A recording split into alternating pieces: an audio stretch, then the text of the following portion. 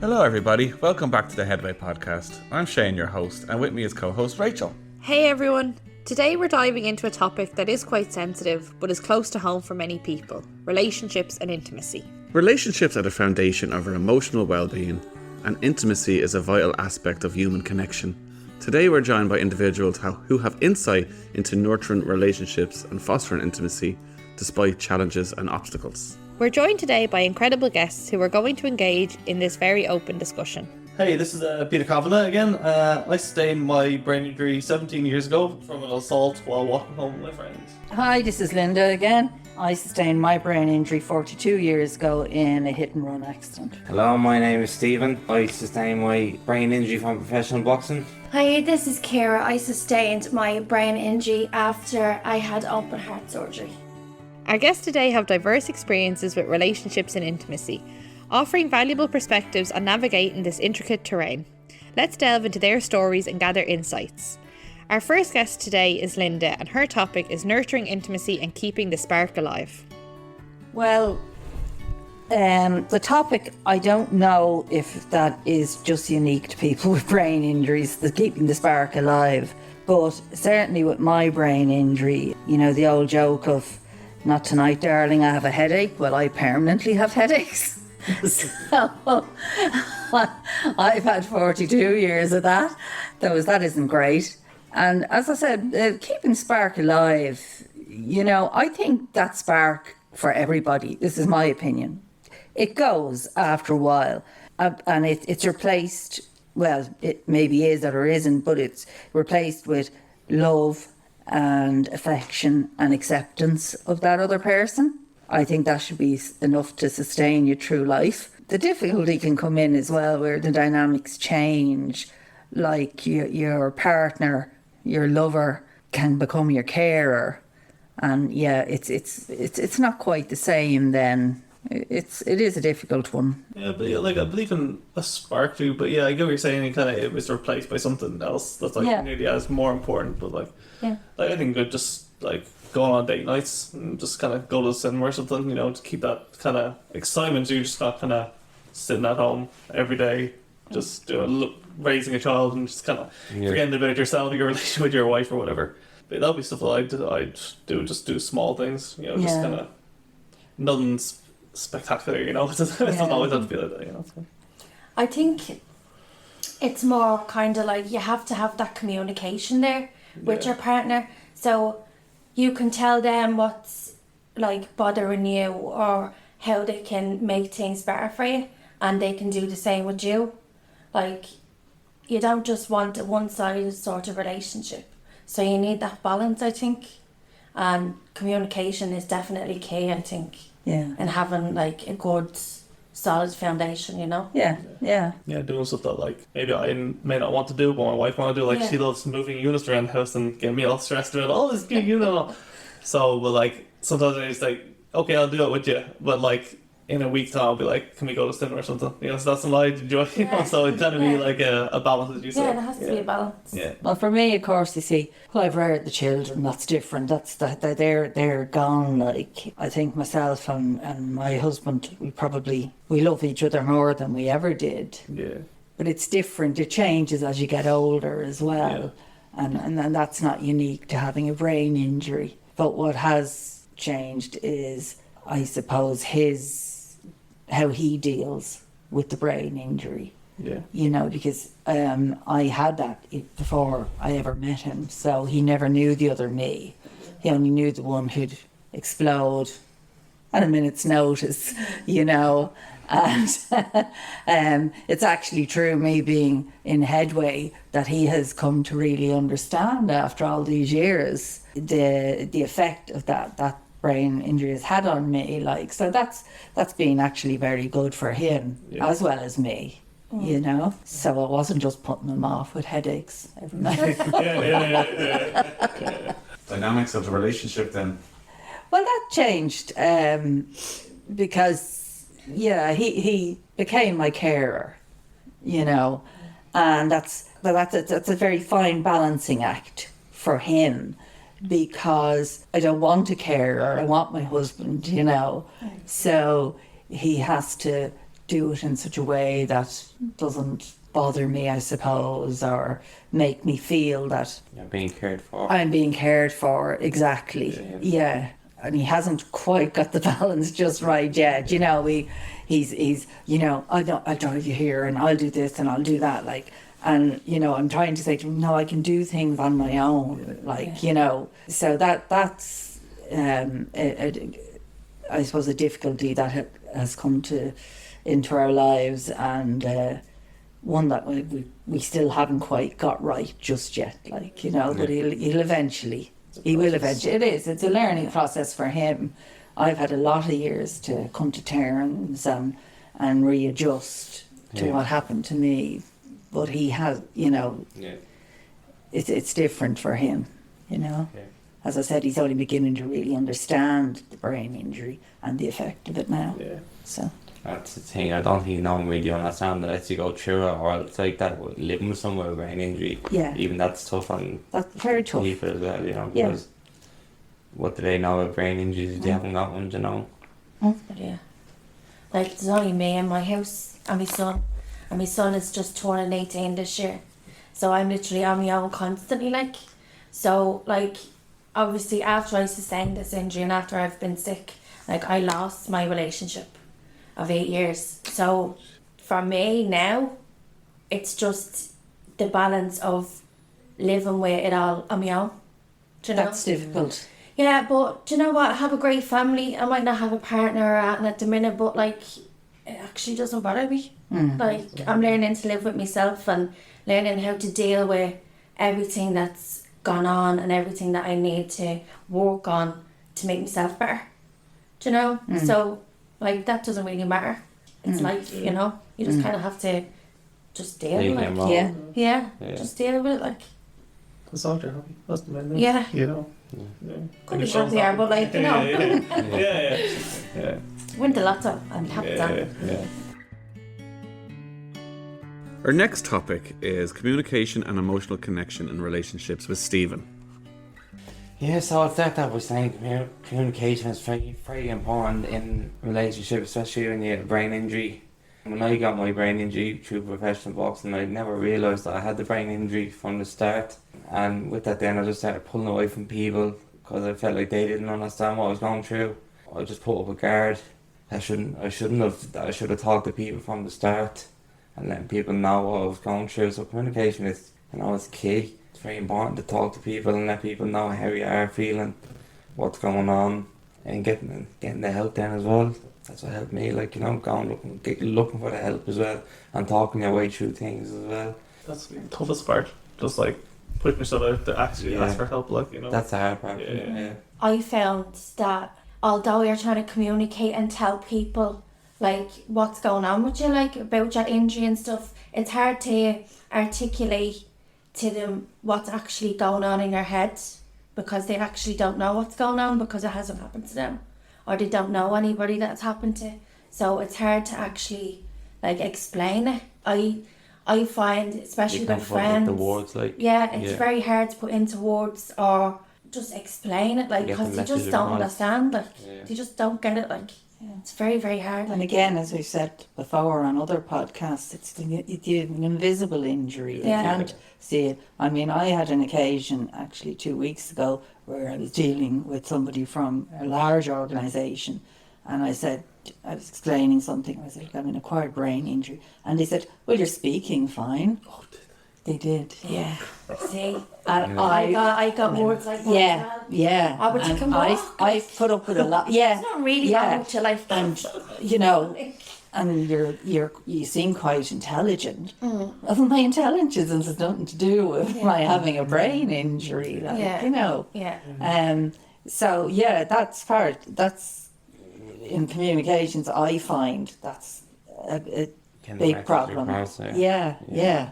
Well, your brain is connected to every part of your body. Exactly. So with a brain injury, like, you can look all right, you can speak okay, you can walk, you can talk, but there's always something in the background. Yes, that's exactly. Not right. Exactly. And just because they can't say it doesn't mean it's not there. Yeah. And it's very annoying. Yeah, it is. And sometimes you'd rather have a disability where you can see Yes, the you digital would. injury than the brain Absolutely. injury, because even trying Yeah. to explain to people, they're not getting the gist of it, like, you know, Yeah. what you're going through, like, and Absolutely. you never get the full message across, like, of actually how you're feeling, like, you know, Yeah. no matter what you say, it can be put into words. Yeah. Yeah. Like when I shaved my head a few years ago, I find it's actually easier to kind of accept my brain because I can actually see the scar. Like, you know, it's kind of more obvious. So it's kind of easier these days. But like even as you're saying, like you can't explain it because even my parents have a very good supportive family. My wife but they all none of them completely understand. You know the brain. You know like until like I've been coming to Headway and talking to people that actually have brain injury, it's been great. I never knew you could actually just get brain injured. Like, I never knew there was a brain injury. I just thought, like, someone has brain damage, you know what I mean? That was it, like, you know, they're not their full self, like, you know? And I thought, like, I knew about brain injury and stuff like that, you know? Or else you're in a wheelchair, or else you're in a mobile, you know? That's all I thought of when I knew, well, even when I heard about brain injury. When I got told of the brain injury, like, I was like, what? I'm not brain injured. I can still function well, like, you know? Yeah.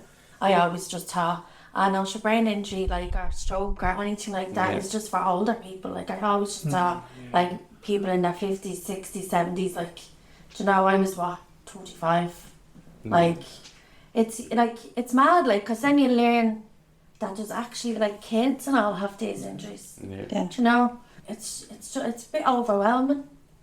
Like, when It you is. kind of look back, like, look at it in a way where, right, I know now it's not just older people, but then you're looking and you're realising, Jesus Christ, that child's only 6 or that child's only 10, do you know? And they're having like these injuries, and it's terrible. Like, it's very hard to understand it yourself, never mind asking somebody else to understand it, you know? Yeah.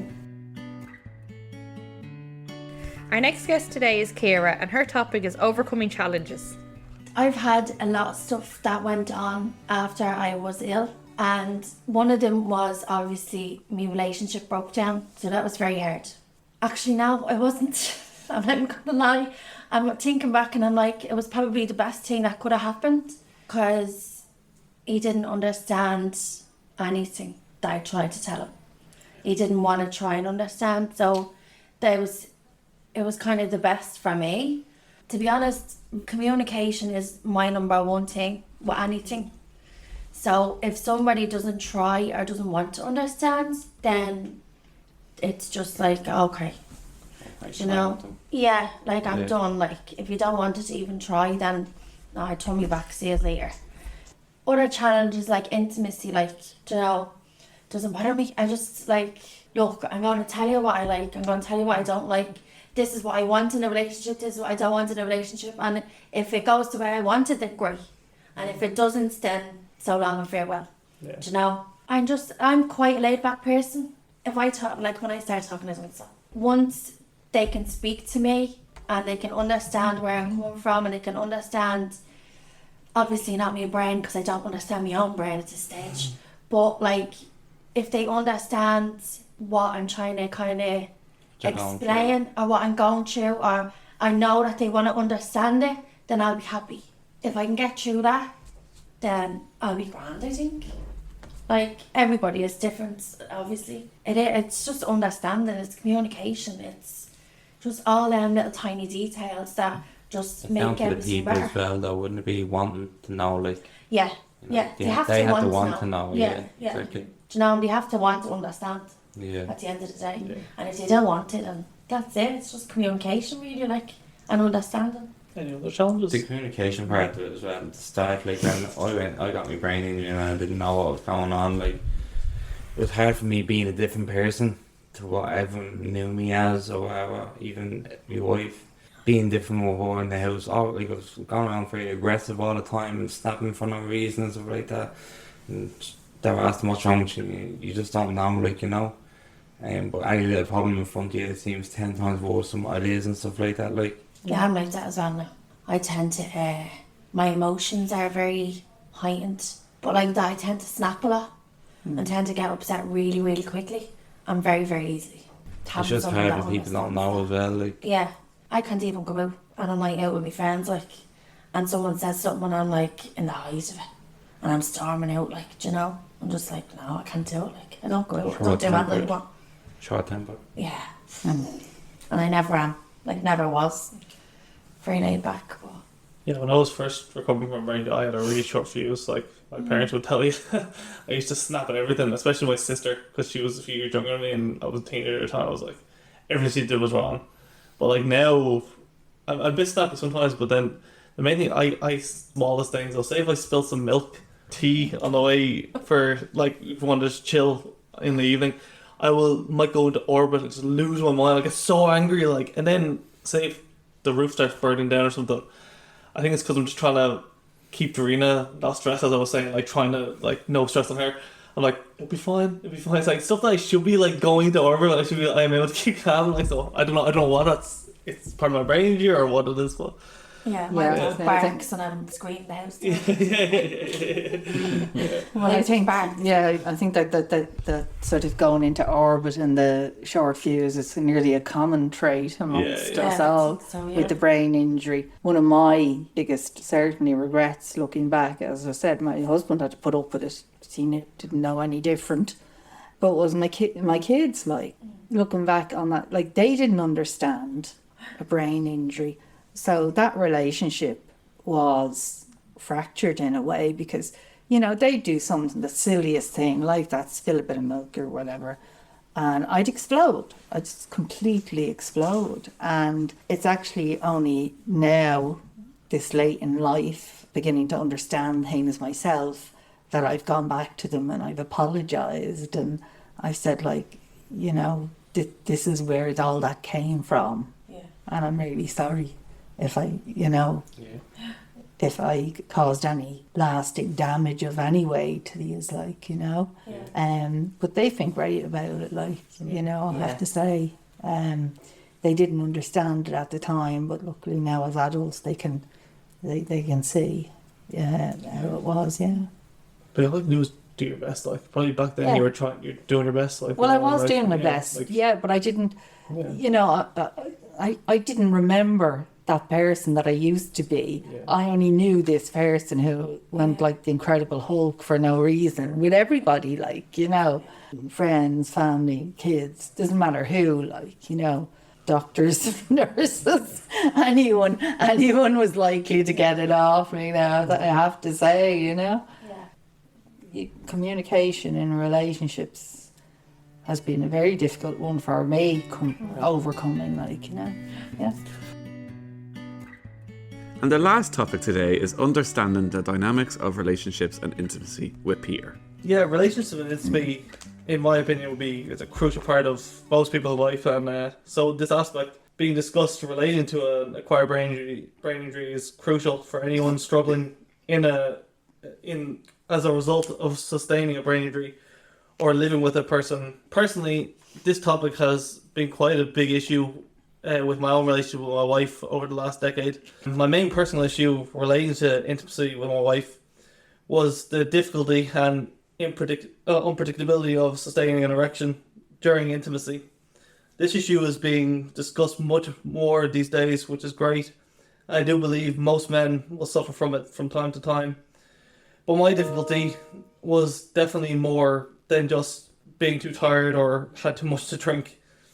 This led to me having a lot of insecurity about being intimate and stressing about it even before it began, usually leading to even worse cases of trying to sustain an erection.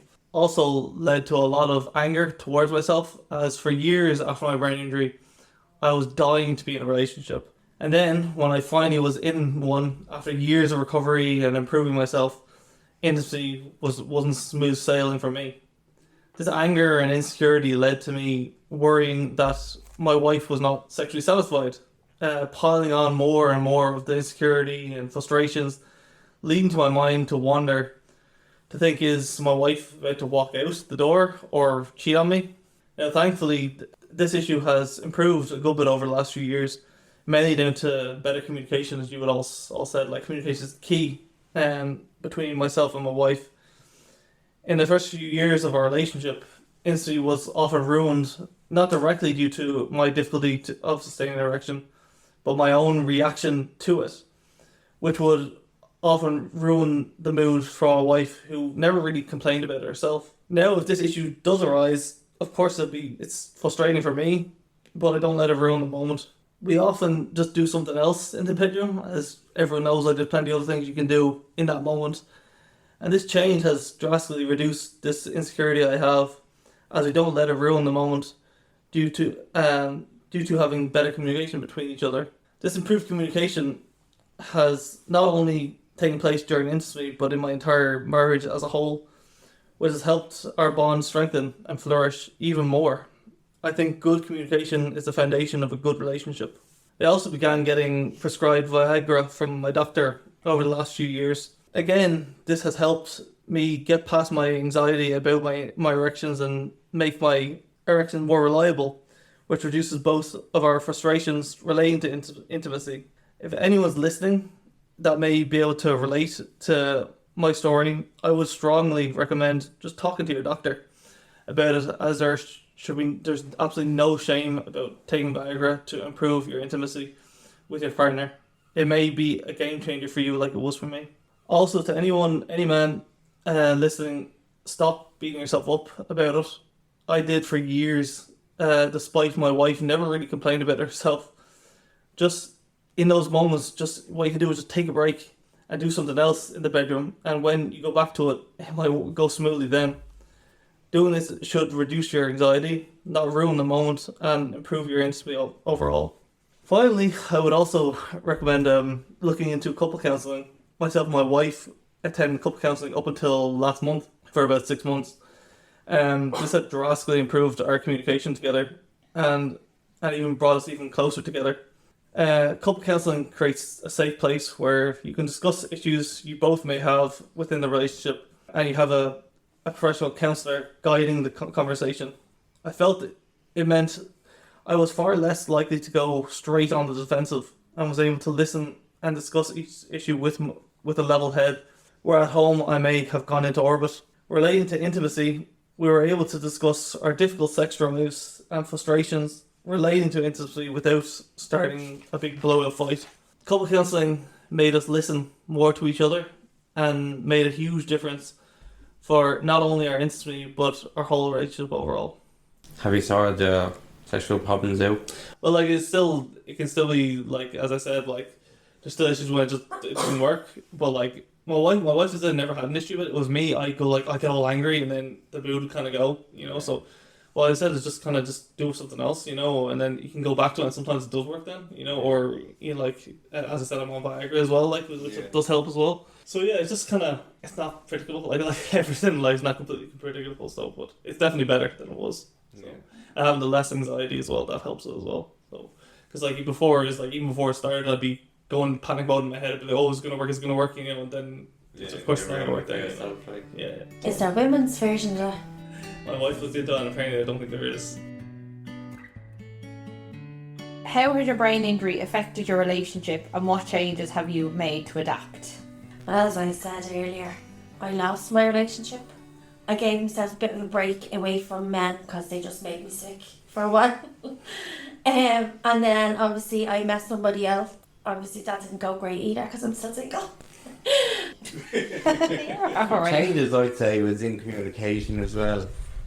Not knowing how your partner feels and stuff, and when you stop asking how they are and stuff like that, and because you obviously worry about yourself and what's going on with yourself, you get too caught up in your own mind about yourself that you forget about other people and how they feel and stuff like that. And where it used to be just the norm to say how are you and stuff like that, well, when you have the brain injury and that, and there's always always on your mind thinking this or that, your mind's always going 90, like you just forget to ask these sort of questions and stuff like that, Like from myself, my wife never knew me pre-brain injury. Like I had my brain when I was 14, so that was both different there. But like I definitely did adopt over the years. Like I kind of said it in my piece, like getting out of my head in that moment and just kind of enjoying the moment as you are and not worrying about it if it didn't work. Just kind of enjoy the moment and brace each other and kind of that way.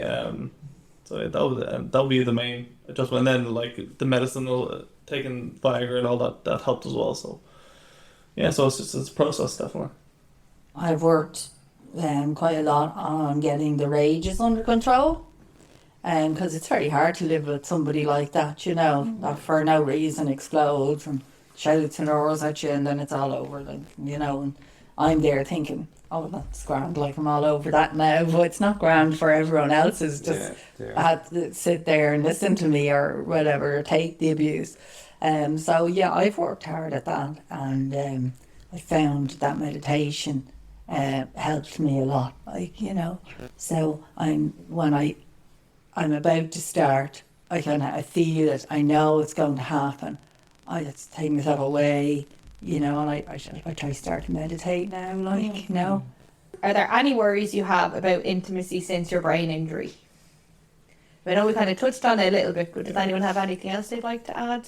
I think the fear down the line of it not working anymore, should I say, like even with your own medication and stuff like that, like, and just not having the feelings anymore that you have, because you do lose a lot of feelings with medication and the brain injury, that you're just sort of numbed out a good bit, like, you know. So when them feelings go, what's left, you know? Yeah. Like, you're left trying to chasing after feelings and they're probably just gone, you know. Yeah. And that's all you're looking for. Like, you're looking for the intimacy, the love, you know.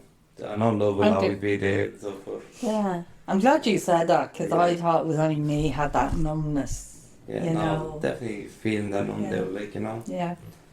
But there's also that fear of, like, the person you're with, or like your, say, future partner isn't going to want you because of all of this, do you know? And you don't have that sex drive, or you don't have just the drive to be with somebody. Like, there's always that fear going to be there in the back of your head that nobody's going to want you anymore. Yeah. Do you know? Yeah. Which is quite hard. But, like, at the same time, it's like, look, this is who I am now. Do you know?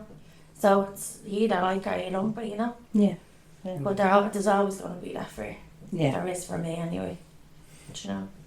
Yeah, That's a good point. Sorry, Yeah. yeah. No, so just... No, I was just saying, yeah, I suffered from that a lot when I was in my late teens and all. I saw my friends having girlfriends and like, I was like, what about me? And I was like, cause everyone around me, all I saw was brain injury Peter. They never looked past it, you know.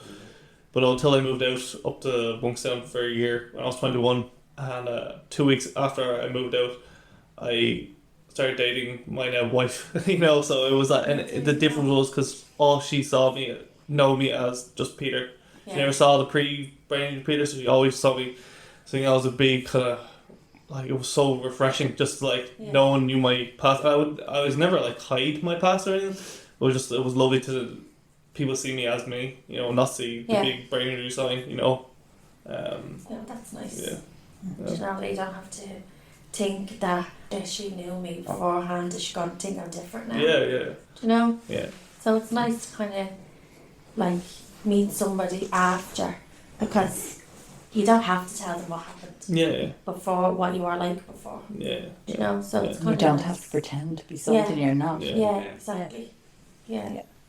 What has helped you stay close despite the challenges of your brain injury? So what do you do to kind of maintain relationships and stay close?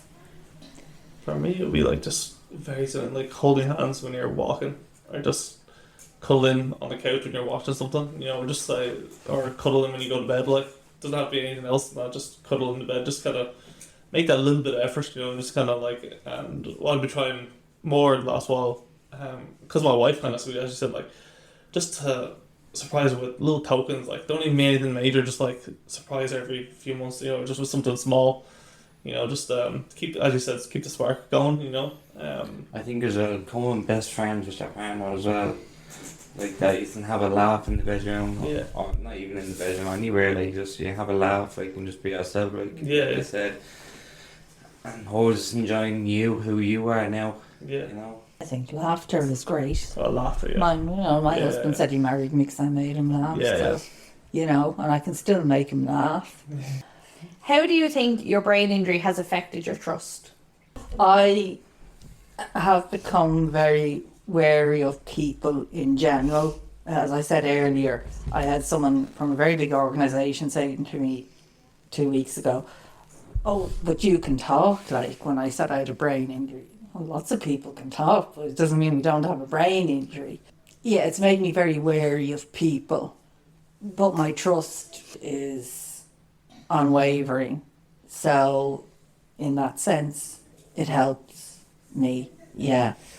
But with other people, it would take me a long time to, trust them. I'd have to be sizing them up and see how they are, like with me. I think I lost a lot of trust in people after the brain injury when I found myself being on my own most of the time. Friends who I thought were friends left. Oh, yeah. And the only one left then was my wife and kids and all. I was like, Yeah. these are the people I trust. And Yeah. I gave all my trust to them. Yeah. Even some family members thinking they know all and they don't know what's going on in their head, They think they understand it, but they don't understand it, No. Take them as they get them, Take them at face value, like. It's tough though. Like that happened to me when I got around you. Like so many friends that I thought were my close friends, they just drifted away. Like and Yeah. I still see them now, but like not the same it was. Like and I had a lot of trauma from that. Like from a few of them where for years I was like, oh, will I see them now this week? It's like trying to keep that bond together, but then there was like other friends that came on after I'm ready to know I'm very close to them. So but it's tough. Like. See people that you thought were your very close and they kind of they see you as, three heads now, Yeah. But you just focus on people that, like your wife and your kids, like, that's the most important thing. I can't trust anybody. It got to the stage where, like that, I had a big group of friends.